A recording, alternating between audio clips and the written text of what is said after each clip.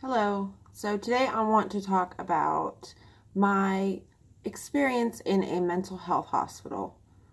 Well, several mental health hospitals over the span of a few years.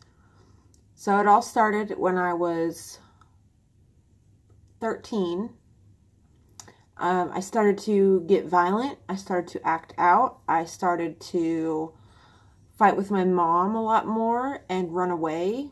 And the first time I got put into a mental hospital, I had beaten up a girl because I was that girl who would fight for other people, my friends or my sister or whoever needed someone's ass kicked and they couldn't beat up anyone. I was fearless, and so I would run and I would just beat people up. So I did this, got the cops called on me, and I went to a mental hospital. And they checked me in, all that stuff, and I spent the night. And then the next day, they gave me my clothes, and I ran out because it wasn't locked. It wasn't like a locked facility. It was an actual hospital. It was just a psychiatric ward. Okay, and then the second place I went to was an actual group home for psychiatric patients. And I was 14, almost 15, and it was in Sitka, Alaska.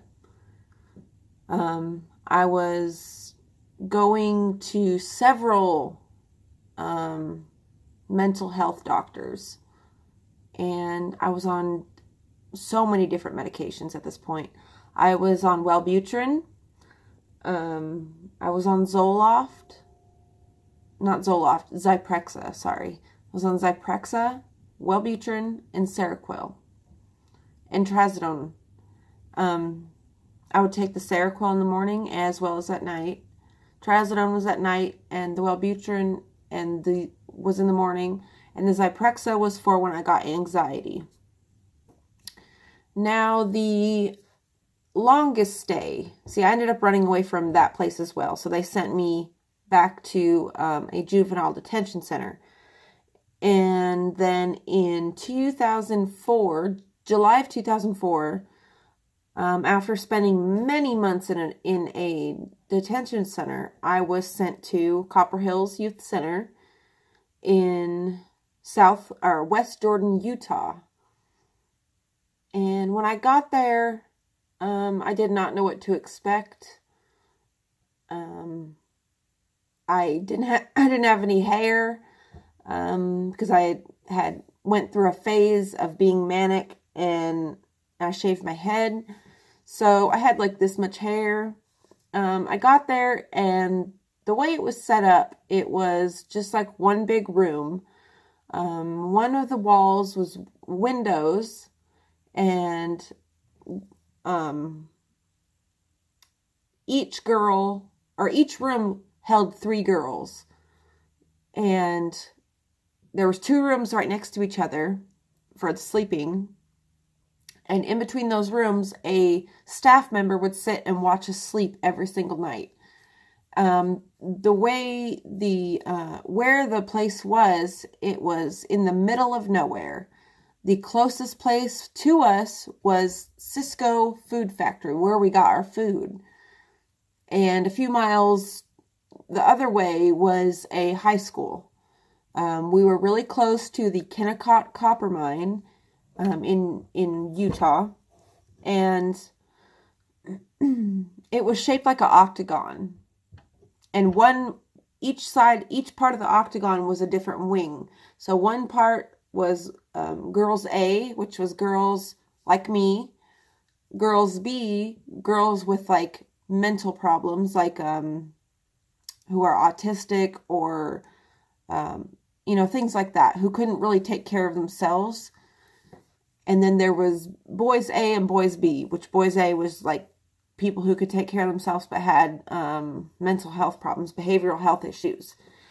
And then Boys B was like Girls B. I was in Girls A. We seen therapists once a week. We had group therapy once a day or twice a day.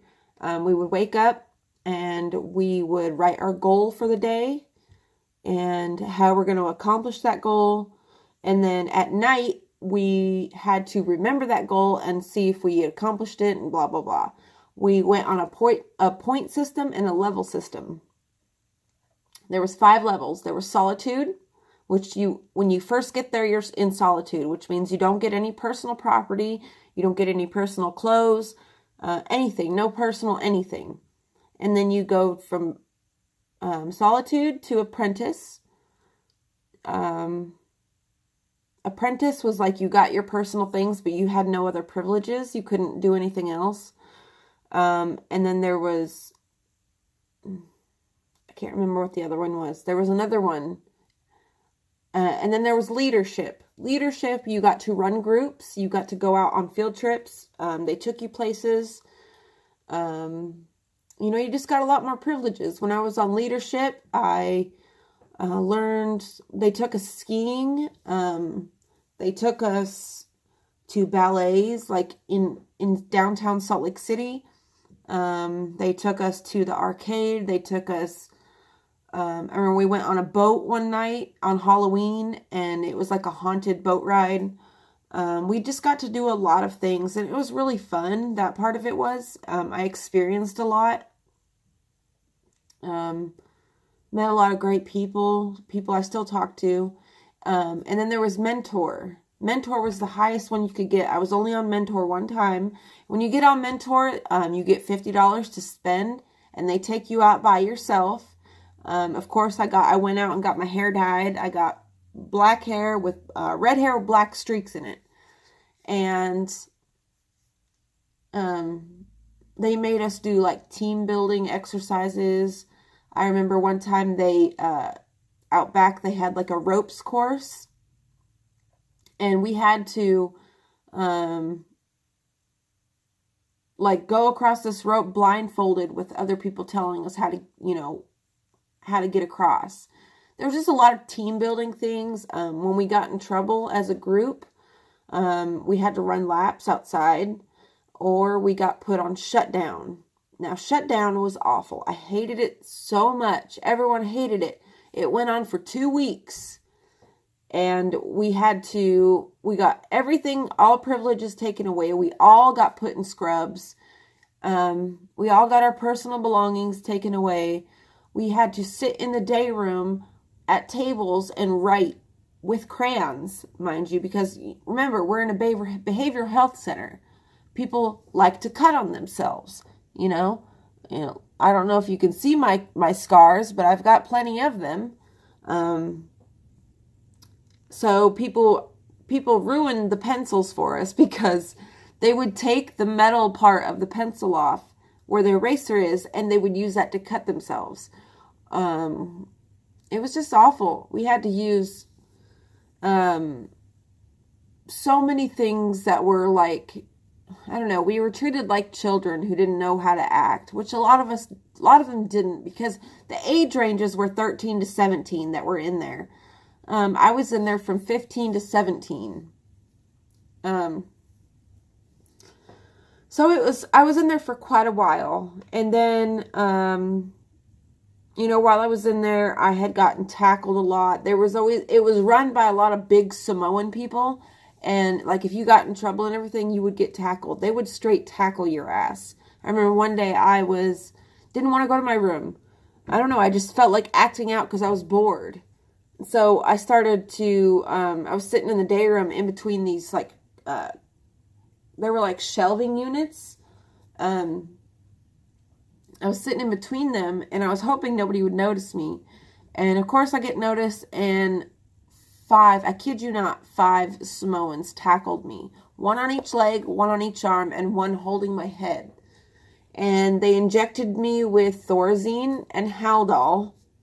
They did it so much that I had lumps on the top of my butt, like where they injected me so much that you could feel like lumps under my skin where I had gotten so much Thorazine.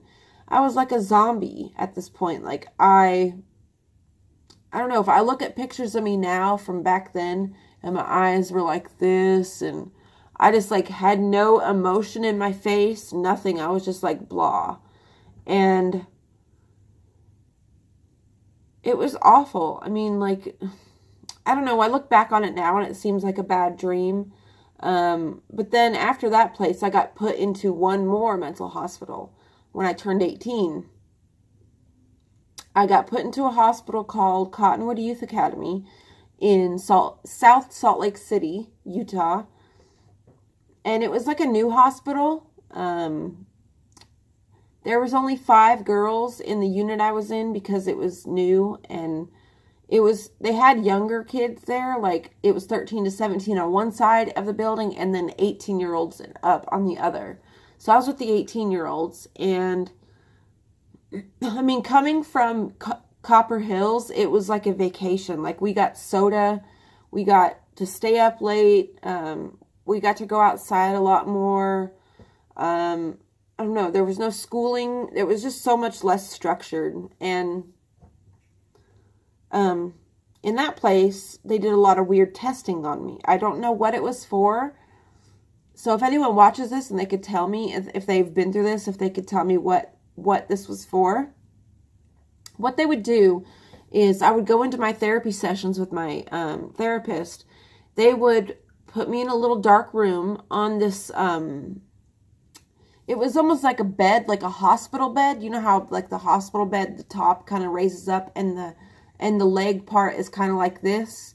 Well, it was like that. So my feet were here, my head was here. It was like this. And it tilted, it rotated. It would do something like this. It would go. But she would ask me to pick out music. So I would pick out music. And she would put these sunglasses on me that had lights in the inside. And they would sync up with the music. And then the chair would sync up with the music as well. And it would throw me into flashbacks of being molested for some reason. And so I didn't like that one. And so another one they would do was they would take the sunglasses again, set me in front of a computer, and I would listen to music, and I had like these glasses with different colored lights on the inside. There was like green, yellow, and red lights, and they would flash different patterns. I don't know why they did these things. Another time they also hooked electrodes to my head and put me in front of a computer, and it had like a grass, it was like a grassy hill and the sky. And there was like 2 clouds, like, you know, like it would be like under a cartoon rainbow or something. And she would tell me if I relaxed and I did not think about it, I would make the rainbow appear, which I was like, what the hell are you talking about? She was like, just clear your mind and relax. And so I would relax, and all of a sudden this rainbow would start moving across the screen. She did it with like, there was one with like an airplane. It would fly if I was like relaxed and like not thinking about it.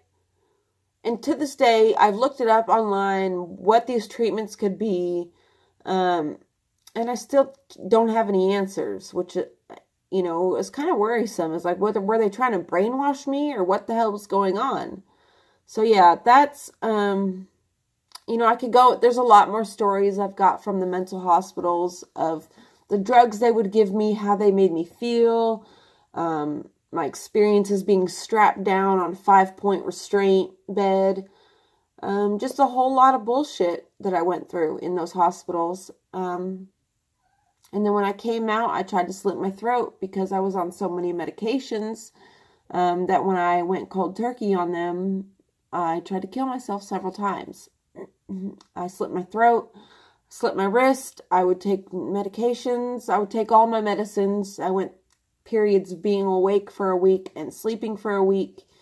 It was just a bunch of crazy stuff. So if y'all want to hear more about my experiences in the mental hospital, I'd be more than happy to share them with you because I've got so many, seeing I was in there I was locked up in mental hospitals for a total of 4 years. That's a long time. So yeah, if you guys want to hear more, just let me know, and I'll see you guys later. Bye.